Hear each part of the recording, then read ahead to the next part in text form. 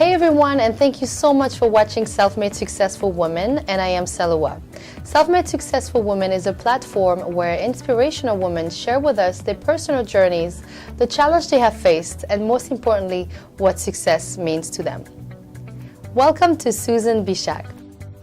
Connecting with loved ones and others that have since left the physical world. That's the talent the woman we are about to meet has and shares with others. She's a medium and an author who helps others to connect with their true spiritual selves. It's a connection that most of us at times never realize it's actually affecting our day-to-day lives. Some would even call her a miracle worker of sorts, who guides people towards a path of healing, and she joins us here today.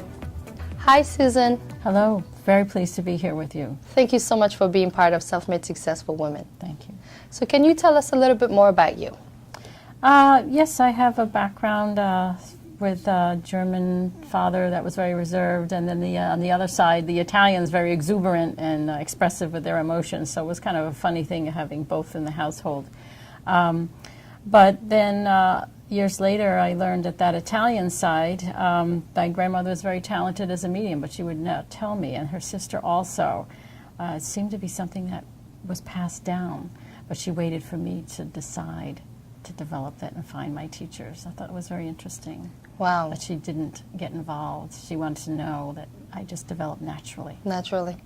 And so that led you to what you do today. Can you tell us more? That led me to what I do today, which is I've been teaching mediumship for a long time, very informally.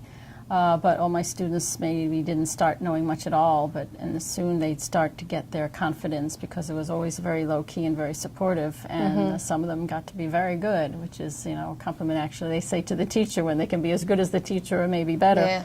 That's the way it should be, and no ego involved. So can you tell us a little bit more about what is mediumship? Mediumship is connecting with people that you've known in the past that have passed over, and to me they're just in another vibratory rate. They simply don't have their body now. It's like if you're a rock, you're still vibrating. They talk about that in physics, but it looks solid. When you're out of your body, you're then lighter, like say like a gas, an air or something. You're still an energy, and physics says energy doesn't stop, it transforms.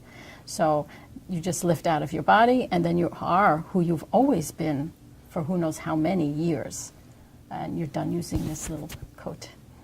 Wow. And so the personality is there, and the caring and the love comes through, and the apologies come through, and it can be incredibly healing. I get people that come in without closure and have tragedies that have happened and wanting to get answers to that. What is your definition of success? Success to me is discovering and using the skills that you have to the very best that you can. And it's not to please anyone else, because it's your life. You must please yourself. You don't want to be later on in life saying, I have regrets, I didn't do this, I didn't do that. If you want to travel, find a way to travel.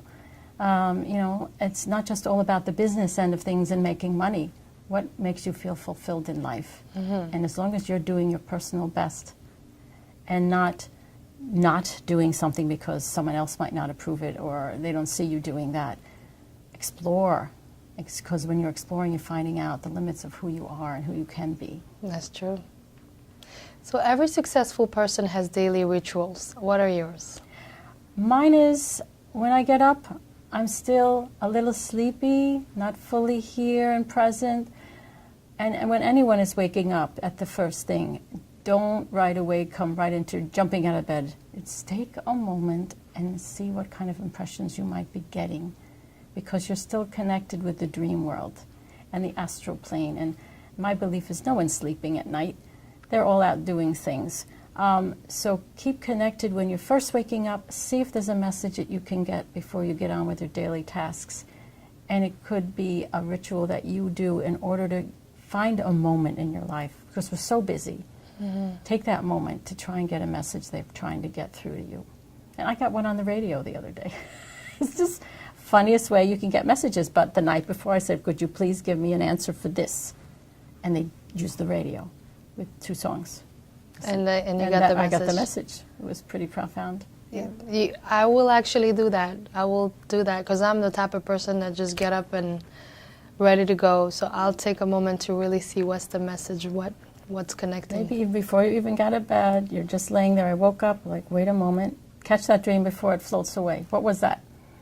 And just a moment. And if it becomes, it's like if I'm talking to you and you're not listening, then I'm not going to talk to you.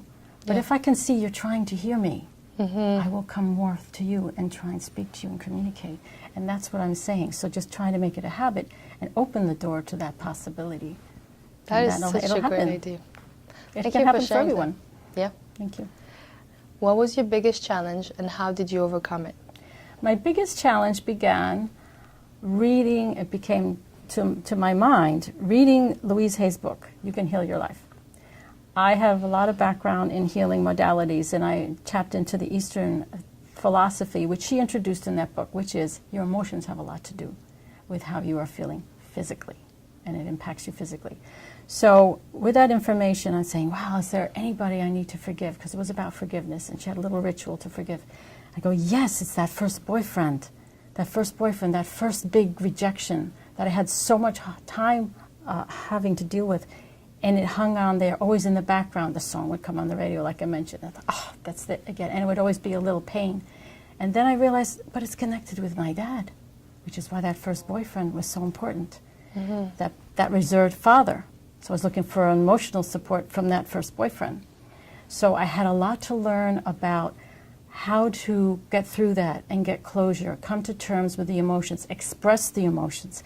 And it all came about in my book, which some people have read in one sitting. 3 people have said they've read in one sitting. So I'm trying to get people to think. I'm definitely not a worst-case scenario, but that makes me a lot more easy for people to see themselves as me in these situations, and how does that relate to their life? What can I do to change that? That all these things that you're carrying on that are negative are burdens, and they limit you. And once I got through that, oh, now I'm 2 years later singing guitar at open mics, and I have a book, and all these things are opening up for me because I had to get rid of all that. That weight. There was weight. It was holding me back. I had no idea. How long did it hold you back?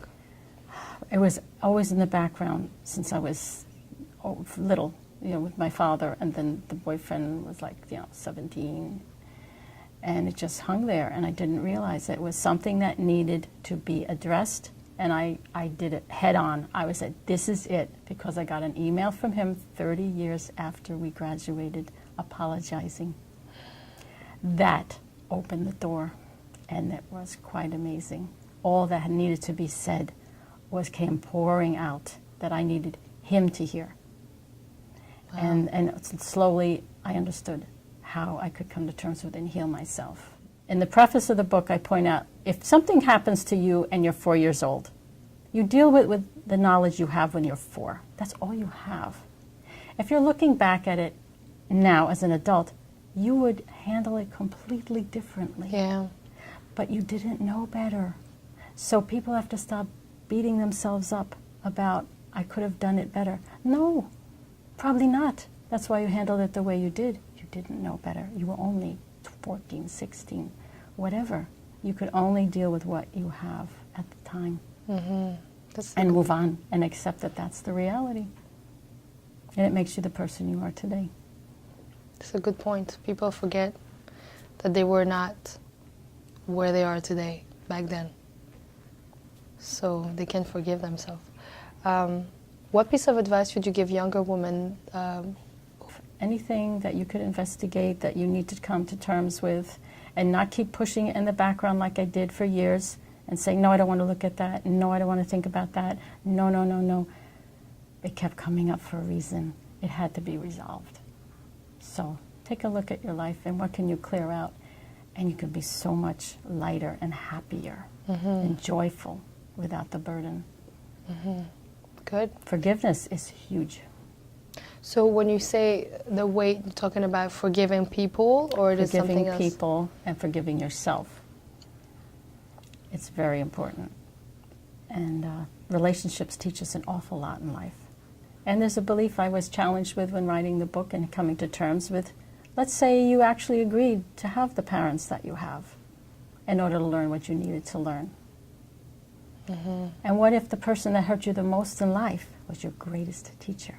I ended up thanking that person. I never thought I would. I thanked that person. And then I could let it go. Do you have a quote or mantra that you live by? Yes, and it's pretty simple. It's the Nike logo. Just do it. Don't hold back. Don't say, I can't do this. I might not be able to do that. Try it.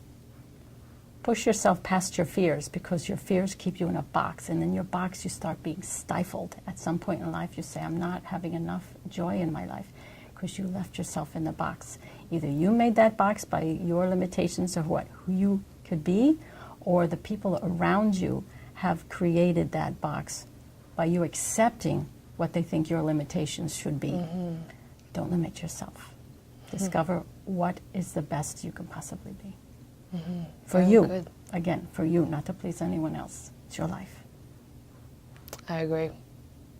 Well, thank you so much for sharing your story. I'm sure you inspired a lot of women out there. So thank you guys for watching Self-Made Successful Woman. And if you do like this video, have any comment or questions, please leave them below. And you can come onto my website at salouaibaline.com, and I'll see you next time. Bye-bye.